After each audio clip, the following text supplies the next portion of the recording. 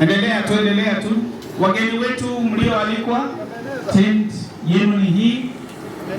Tafadhali take your seat over here. So Bibi na Nyangarisa amepanda yake, tunashukuru. Tafadhali itoe kwa karatasi, hakikisha mti ikipandwa inatolewa kwa karatasi. Wakati watu wa bando wanaendelea kupata maji, tuendelee kupanda. As we go to do more and more of our mobile clinics, more and more children need these surgeries.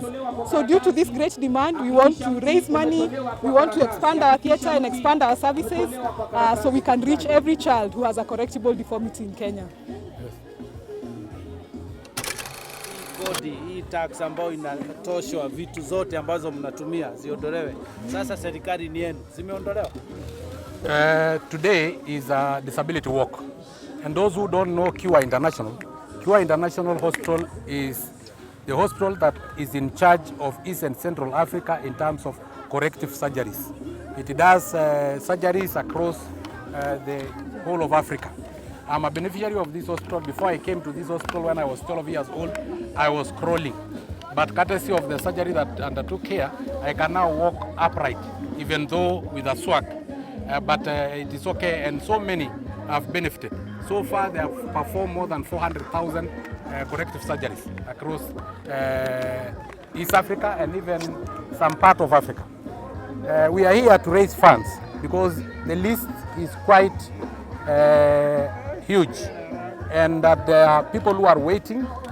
There have been elective surgeries that have been planned, yet there may not be funds to be able to fund those corrective surgeries. So today, our executive director have led us in a walk so that we can raise awareness and also appeal for assistance. So far, you know, persons with disability in this country don't pay taxes. The aim of that was for them to be able to use the taxes that they were supposed to pay to buy assistive devices. Also, we exempt all equipments that are supposed to be used by persons with disability, but due process have to be followed. Sometimes our officers are not doing due diligence. Some people want to corrupt the system so that they import vehicles in containers and claim that they are assistive devices, probably put a few wheelchairs and masquerade as they are assistive devices. So due diligence must be followed, but in our disability charter with the UDA, which is now the ruling party, we agreed that all equipments that are supposed to be used by persons with disability should be exempted. Again, we agreed in the disability charter that all equipments that will be used by Kwishaaa International, because it is specifically for corrective surgeries, will be exempted from taxes, and we have always talked with the executive director. She have gone to the treasury, and some have been exempted, some have not been exempted, but we are in the process to make sure that they are exempted. We are also in the process to make sure that we support Kwishaaa International Hospital as a government in terms of financing, because we finance National Council for Persons with Disability, we finance so many other institutions. I think it is time for us to have Kwishaaa International also have some government sponsorship. So that is where we are at the moment. But as I said during the interview there, that as persons with disability, we are mostly affected by these issues of maandamano. In violence, we are not able to run faster. Some of us may not be able to see where the enemies are coming from. Those who are blind, those who are deaf may not be able to hear tear gases being launched. So we appeal to the whole opposition and also government to have the bipartisan talks and agree, because we can, as persons with disability, risk going into violence. In 2007, so many of us suffered, and our numbers increased because there are those who are maimed and they joined us. And you know, sisi hata wale ambao tulivunjika kitambo hatujatosheka na ile benefit yenye tunapatiwa na serikali. Kwa hivyo hatutaki competition, hatutaki watu wengine watu join, so we appeal to those not to go for maandamano. And you know, as I told you, as a Maasai, for me, maandamano, you know, I cannot support, because especially when the issue of kuweka sufuria kwa kichwa. Unajua kichwa na sufuria imebakisha kuni ikuwe supu. Sasa mimi siwezi support kitu kama hiyo. Kuna tetezi kuwa kuna makundi ambayo yanataka kuingizwa kwa hiyo bipartisan. Labda maoni yako ni yapi? Kanisa inasema ingizwe, human rights hao wote wanasema wakubalishwe pia kuingia katika maongeo hayo. Article 1 of our constitution. The sovereignty of this country lies with the citizen. They delegated that sovereignty to their elected leaders. So already our leaders have the delegated powers from churches because they are voters, from all regions because they voted, from all tribes because every tribe in this country voted, and they elected those leaders. And through an election, you have delegated your individual power to that individual you have elected as an MCA, as a member of parliament, as a president, and so on. So they can go and have bipartisan talks on our behalf because we have already delegated our powers.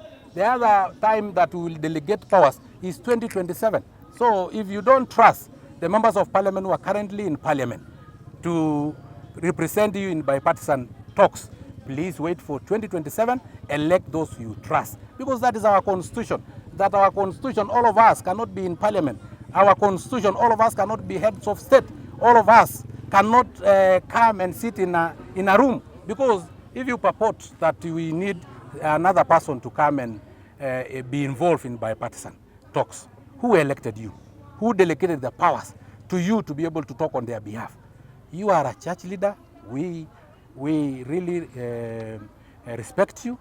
Please, you will be in church and you'll go on with your work efficiently. Politician will not interfere.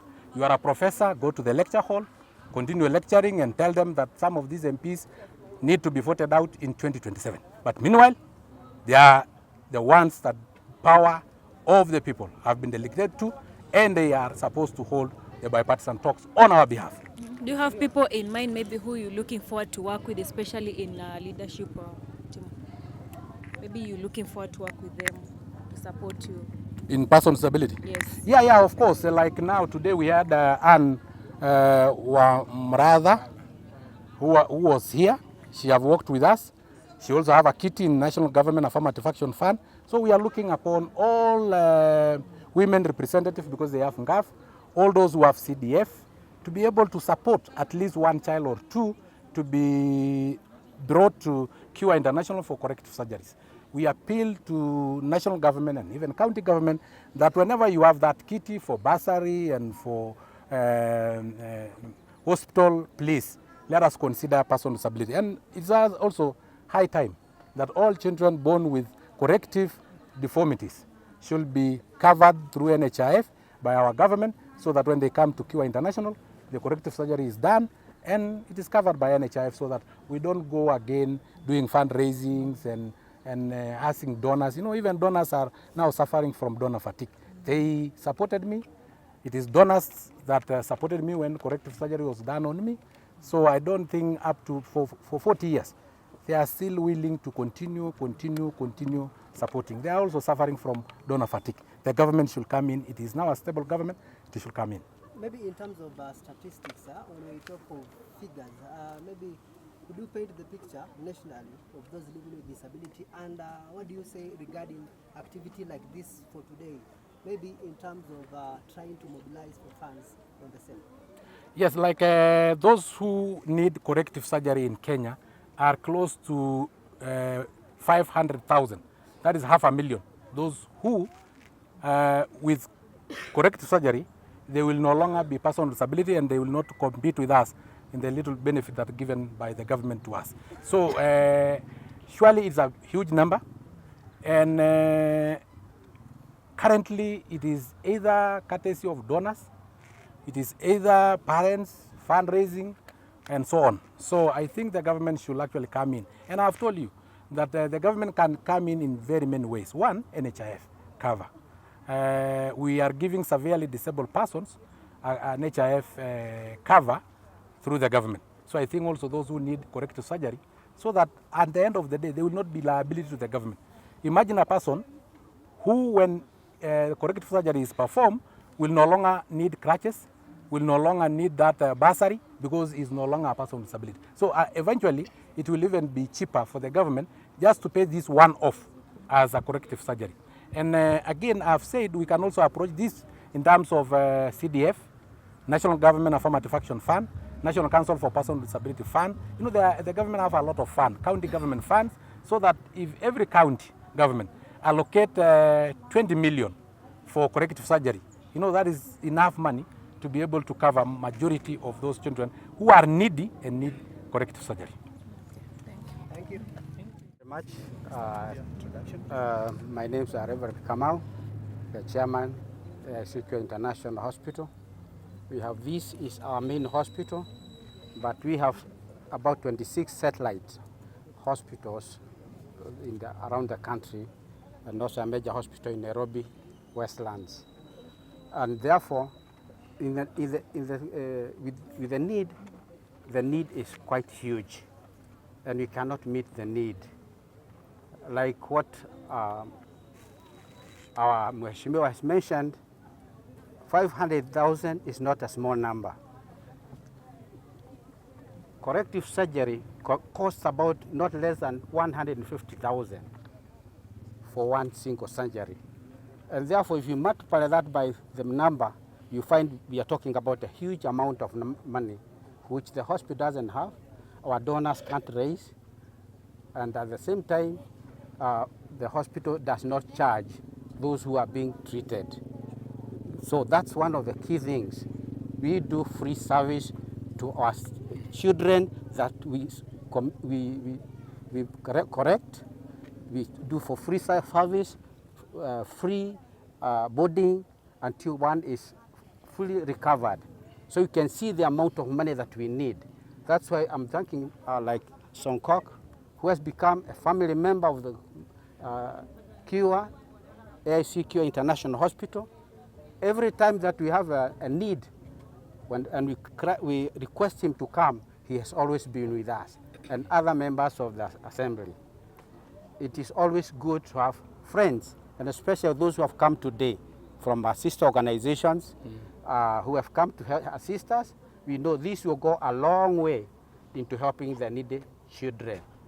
And wherever we call, feel free to come. It's not for nothing.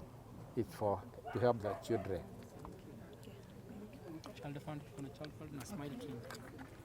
Thank you.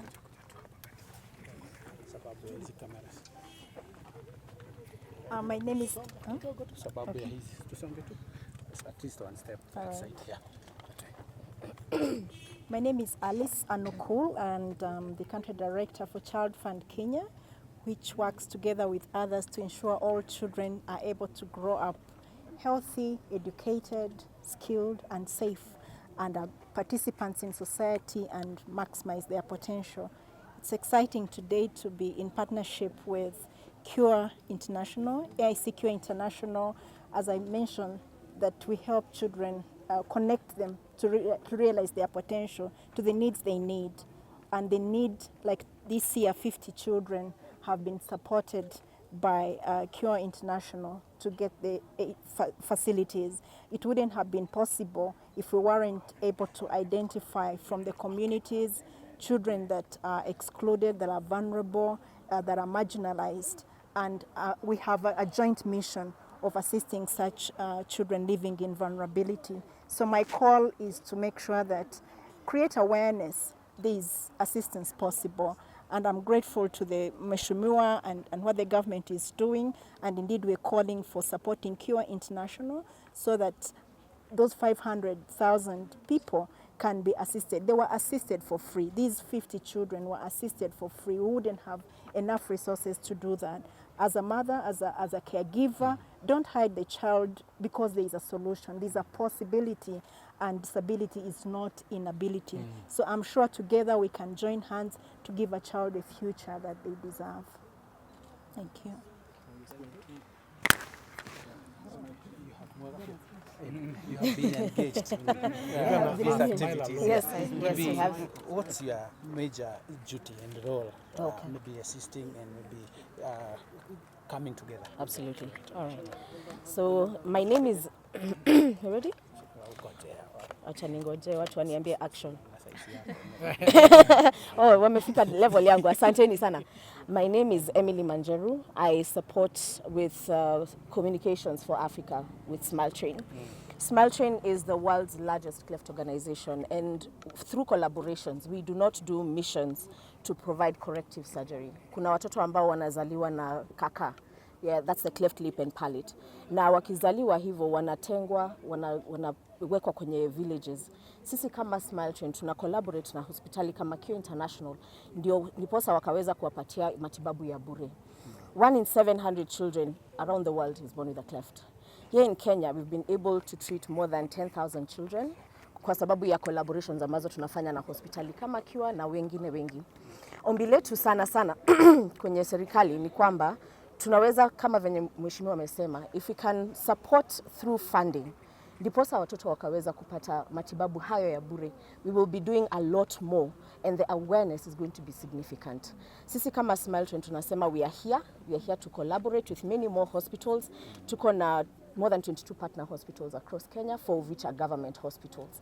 Now, the most important thing ni kwamba capacity building ya wale madaktari, surgeons, nurses, tunafanya capacity building ndiposa wakaweza kupatiana quality treatment. Hapa Africa, you do not need to travel to India for surgery, which can be corrected here.